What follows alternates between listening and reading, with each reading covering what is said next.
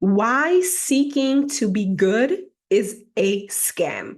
Welcome back to another episode of Healing into Femininity. This is me, your host, Joanna Fatonji, and let's get right into it, sis. So, why being good is a scam? So, what do I mean by that? I believe that we have been programmed into a society and with morals, like underlying like religious morals and then societal morals.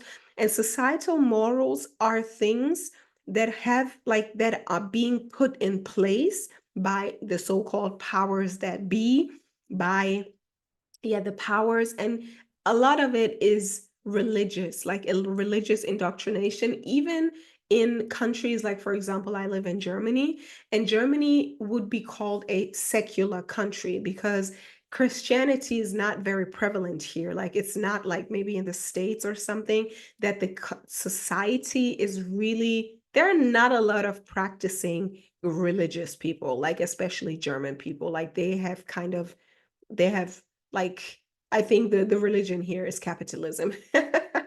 Yeah, industrial capitalism. So there's not really, it's not really seen or tangible or practiced, but it's still underlying. And that is the very, I think also very intelligent way of the indoctrination of the powers that were, right? Like this is like it's not even religion, like those people are like the people in power in those religious houses, most of them, they are not following the same rules. I mean, we know that, right? Like pastors doing all kinds of things, priests, and whether it be in this like Catholic church or in all kinds of churches. Like if you look behind the curtain, the people who are enforcing the laws and the morals and the structures and the rules, they're never abiding by those rules. So but that's just to understand it a little bit. Like those rules and those morals, which the country is allegedly founded upon, this is like very subconscious indoctrination that shapes our feeling of good or bad, right? Good or bad. And most people are sheep. Most people don't really question things. I don't mind. Actually, I've also come to the conclusion of it's okay if some people, because some of the rules are literally things that will keep the structure of society somehow working, and even maybe even for the better. I don't know exactly if that's my opinion, but that's what I think, that sometimes it's okay to have these morals and these rules for the sheep to follow, because it might even serve some good purpose. For example, like don't kill, and then people won't kill. Like they will not like be fully outraged because it will have a consequence. And that's the whole conditioning thing, right? People tell you consciously or subconsciously that's the way to behave. If you don't behave like that, you will face consequences. And if we talk about conditioning, it's like the Maslow conditioning. I loved psychology, and even like I don't know what the word is in English, pedagogy, pedagogy or something. It's like early child psychology and conditioning. I love that. This was actually a major in, I don't know, high school, if we want to call it that, when I did my Abitur. And so this is the dog. If the dog does the one thing, the dog will get a incentive. If the dog does another thing, he will maybe get, let's just for the example say, he will get like electric shock, right? That's conditioning. So for the one thing that you do, you get an incentive, and for the other thing that you do, you get a punishment. And this is how human beings are also being conditioned, and we're no different. So I think that's what we have to acknowledge. This is, and we don't want to be hurt. We don't want to be hurt. We don't want to face the electric shock, because we think that we're gonna die. Or like we like to be comfortable, right? That's a normal survival instinct. And there's so many other examples of conditioning, like with the flies, they're like flies in a glass. And in the beginning, there's like a top in the glass. In the beginning, they tried to escape the glass and then they couldn't because there was this ceiling built in. And then once the ceiling was taken off, the flies no longer even attempted to leave the glass because they have tried so many times and it didn't work, so they gave up. It's the same thing. There's so many experiments or analogies like that, right? So we have to acknowledge that we have been conditioned like that too, right? And to really find out, okay, yes, it's true. I want to receive the incentive. I want to receive the incentive. I want to get the favors, right? I want to get the love. I want to get the compliments. I want to get the money. I want to um, I want to have the things that make me feel good about myself, which is not human beings are not islands, right? We are social beings. So somehow we want to get those things, right? But it can also highly damage us when we feel like we want to do more or we want to have more, because there are four fundamental fears relating to human beings inside the tribe, inside society. And it's the fear of being fundamentally flawed, like being not good enough and all of that. Then it's the fear of actually being too much, like the fear of outshining, which is being too much. It's always about staying in the average. It's always about being part of the tribe, which it means you have to be average, right? You have to stay in the groupthink, right? If you are falling behind, you're out. If you're too much, you are also kind of getting scrutinized, yeah? So, and then it's the fear of the burden of success, something like that. Like it's gonna be too much if you are being other, other than the group. So you have to build a certain level of understanding and strength, right? Mental strength, emotional strength, like nervous system strength, and probably even tactics on how to survive with people coming against you. This is going to happen. So I'm not only going to like glorify it, because if you stand out negatively or positively, you will be called out. You will be called out, and you have to be able to back it up, right? You have to be able to face it. Even like yesterday, I spoke with my friends and I said, I'm ready to fight, because I believe that if you psychologically are not prepared to defend yourself, right? You will probably, like, that's a little bit of a naive thing. I had that for a long time. You're like, okay, I'm gonna get out and I'm gonna be like doopty doopty doo. I'm gonna shine my light, but people will try to sabotage you. People will try to take you down. Like and if you're naive to this, and if you don't know what's going on, if you don't know, if you don't understand psychology and sociology and evolution and the human brain and all of that, you will be like, okay, what's going on? If you are actually the one who is talented and is going for her dreams, right? So I believe it's important to know where we are, like in this world, right? And this is a very human thing, right? So you have to understand that we are still living in this, we're all psychologically trained to be good and abide, kind of more or less abide by the rules, so we are not getting hurt. So again, if we go here, we get the incentive. If we go here, we get the electric shock, right? We get the electric shocker.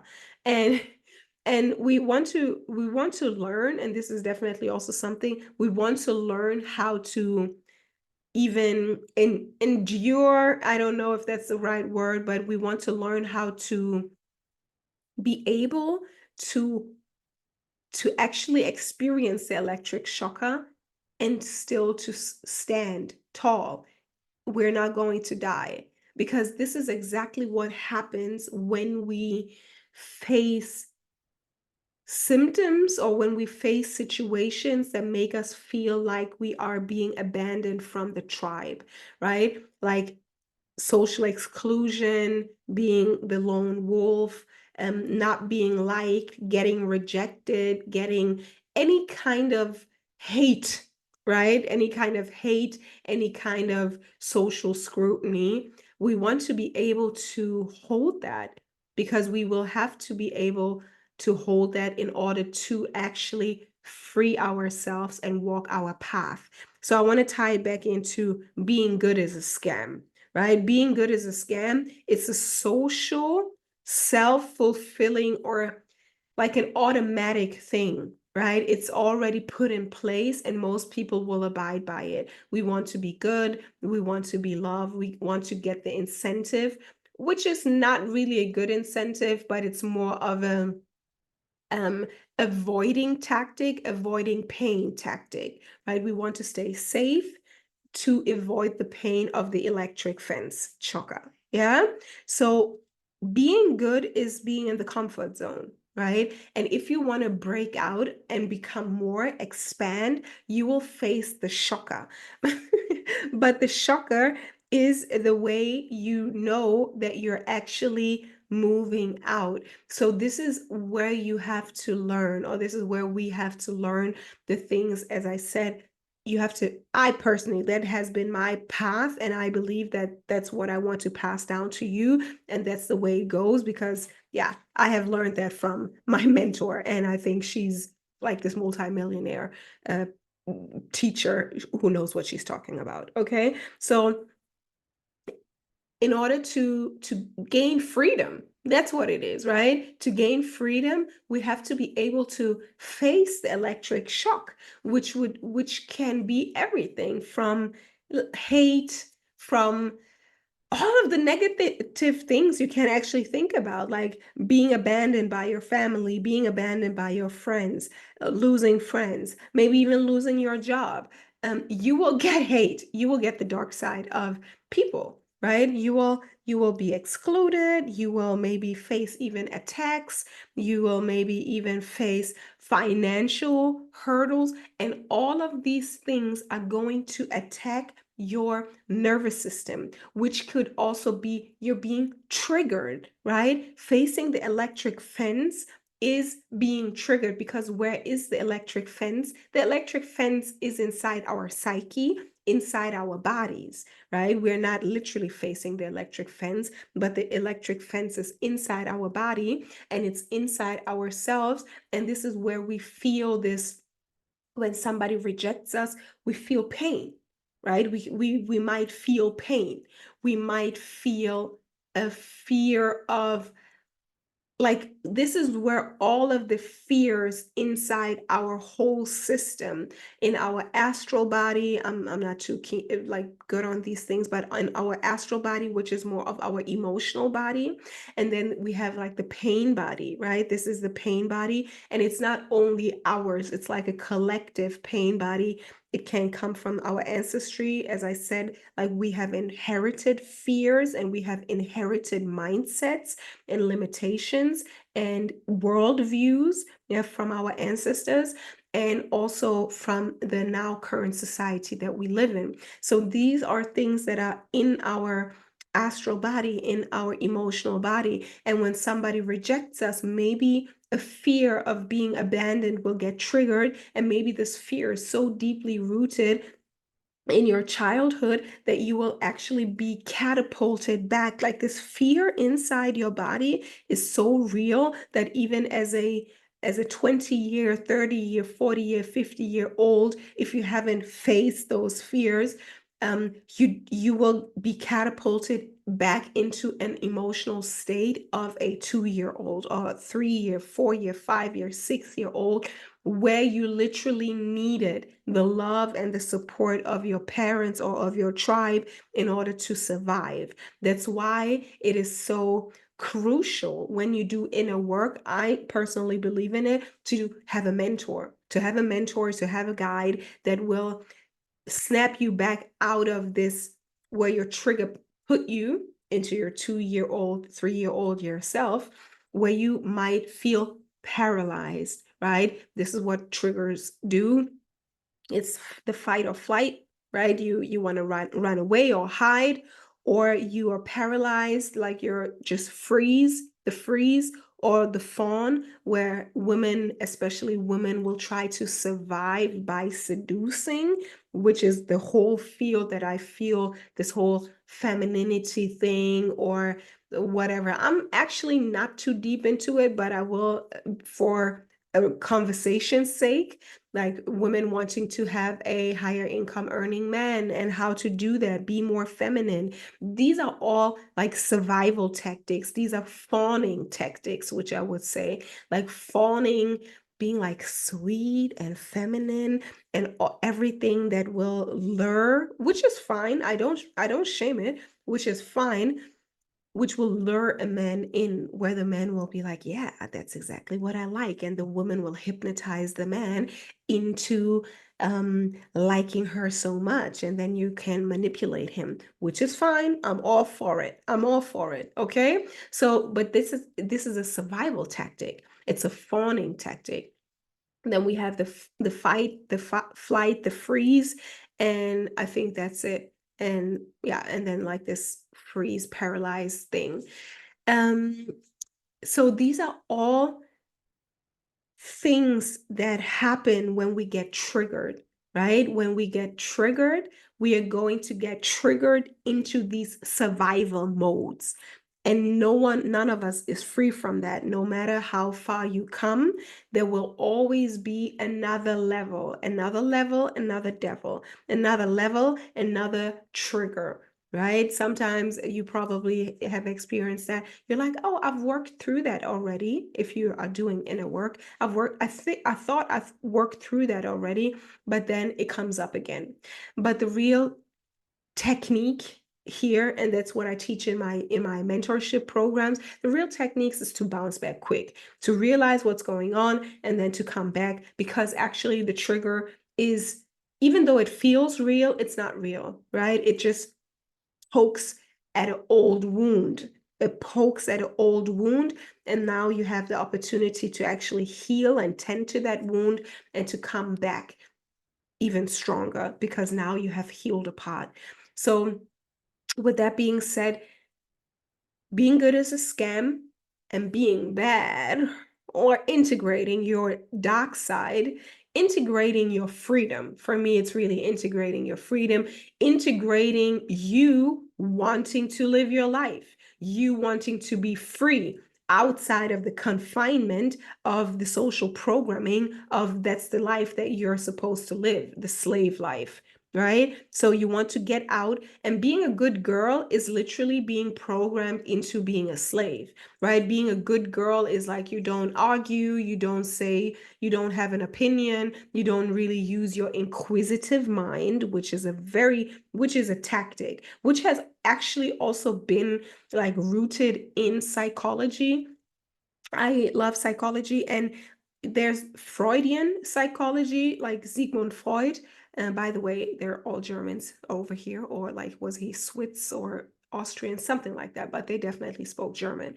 So Sigmund Freud, and then there was Carl Jung, right? And Sigmund Freud, he still held up this theory that women were hysterical, right? Women were hysterical because they're so emotionally expressive. And I think he even said that women, um, what was it, like being hysterical, and even back then, like men try to gaslight women into not being so inquisitive. If you want to read a beautiful story about that, it's in the book Women Who Run with the Wolves. There is the story about the naive woman, and this, it is also like, it's a story, and then it's also a psychological and like metaphorical breakdown of what the story is about. And the story is literally about the psychological process of a woman coming out of her naivety, where a man can manipulate a woman into a woman coming into a psychological maturity and sovereignty, where she actually um integrates her dark side, integrates her inquisitive side, because what is being curious, right? I am so curious and I own that now. Like, I have realized that my curiosity is triggering people left and right because I've always been very inquisitive. Of course, you have the freedom to not answer my question, but this is what has led me to be the woman that I am today, is wanting to know. I want to know. I wanted to know about this whole concept of God. I wanted to know, and I found my answer. Like, I have studied psychology. I have studied world religion. Like, I've read the Bhagavad Gita. I've read some parts of the Quran. I have read the Bible. I've read the Kabbalah and parts of the Kabbalah. So I've really studied spiritual teaching. Of course, there's always more to know, definitely, but I've studied those things and I've invested money into studying with teachers, right? So I wanted to know those things. I wanted to seek out the truth, and also now seeking out the truth in terms of men, seeking out the truth in terms of the system, right? Seeking out the truth of the financial system. Like, I'm that girl. I'm in all of those rabbit holes.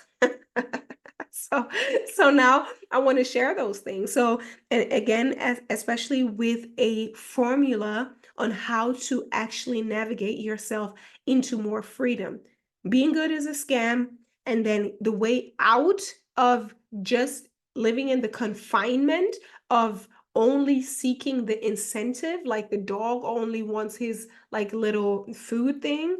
Um, it is for you to overcome the electric shock of the nervous system, which is the trigger, right? Which is the trigger, the fear, the trigger for you to fall back into your 2-year-old self, fall back into your 5-year-old self, fall back into your teenage self where you maybe were rejected by the guy that you wanted, or maybe as a child you were rejected by your parents, or maybe there was something going on in your life where you were rejected, which actually felt like you're going to die, right? And those feelings are being triggered while you are being a 35-year-old woman, right? And this is okay. This is definitely valid. We want to feel those things.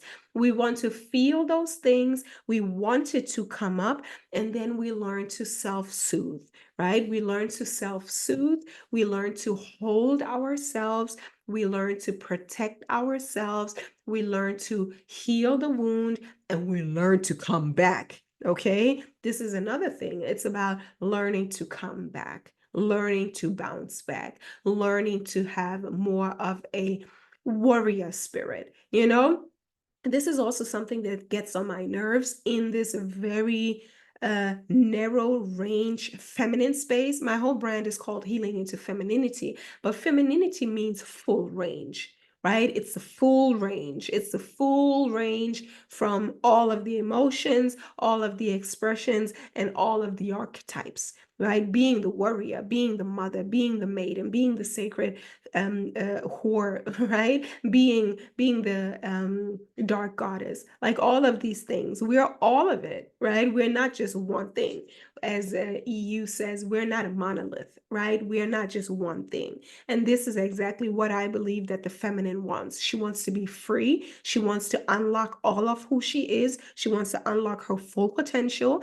And she wants to express herself in the full range, not only being the good girl, but definitely being the one who, and what is the bad girl, quote unquote? She's not bad, right? She's not a bad girl. She is just sovereign enough to say no. Like, I am not going to do that because it doesn't serve me.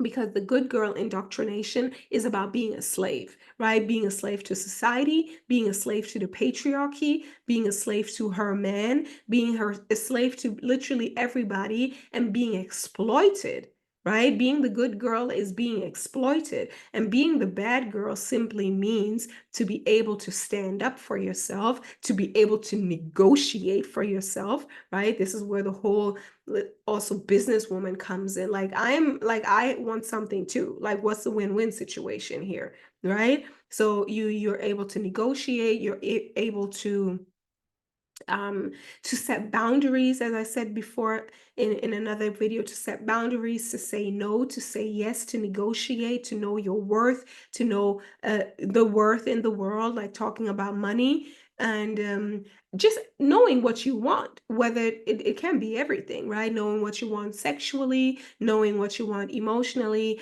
knowing what you want um, all of the ways, like you know what you want and you're ready to stand up for yourself and actually become a sovereign free agent in this world for yourself. That is what the bad girl is. She's not bad, she's not fooled. She's definitely not being fooled. Okay, so I believe it's really all about becoming a whole, full, intelligent woman, intelligent on all levels, holistically, and being a queen, right? Being a sovereign and being on eye to eye level with everyone else. It's not about being better than anybody. I'm not talking about that at all because I think it doesn't make sense in this video right now. But I really think it is really about being your own person, holding your own ground, and being able to also fight. Maybe this is really the essence of this darkness, is really activating your own savage nature, your animal nature, because the good woman, she is only indoctrinated by the mind. Yeah, but it's not the primal force, because we women, we're also savages. And with savage, I mean animal nature. We are sexual, we are feral, we are emotional, we are wild, we are body. We are body. We're not only mind. Yeah. And also when women only be like, so sweet, I can be the sweetest princess. You will not know. Yeah, I can be the sweetest princess. But if I have something to say, I'm gonna embody it. There's some aggression there, there's gonna be some rage there, there's gonna be some passion there, there's gonna be some intelligence there. Yeah. So there's gonna be all of it there. And that's being full range, being full range, fully embodied, and being your own person. That's that's it. So, what do you think about being good is a scam? What is this whole bad girl thing about? What have you thought about the bad girl? Is it like, is the stigma of the bad girl that she's mean, that she's recklessly just exploiting other people? Oh, that's also a good topic, right? Because that's not, for me, that's not the bad girl. No, the bad girl is not going to be re reenacting the false and toxic masculinity that we are living in. Like, this patriarchy is toxic masculinity, which is exploitive and damaging to the earth, to the women, to basically everybody. That's the indoctrination. But as a bad girl, you don't have to do that. You're not going to just reenact the trauma that you have faced yourself. A woman, a bad woman, a sovereign, in my opinion, is somebody who has transformed, and transformation is purification, is alchemization, it's leveling up, it's transcending. It's not just going to play like be the exploiter on the other side, right? No, it's transcending the whole thing. It's I'm not going to be here and exploiting someone else. So I hope that's clear. I'm looking forward to hear from you. I want to hear your comments. I want to be in a conversation. Okay. So, and if you want a personal consultation, go over to jonafatonji.com and book yourself a session. I'm looking forward to hear from you. Until then, take care.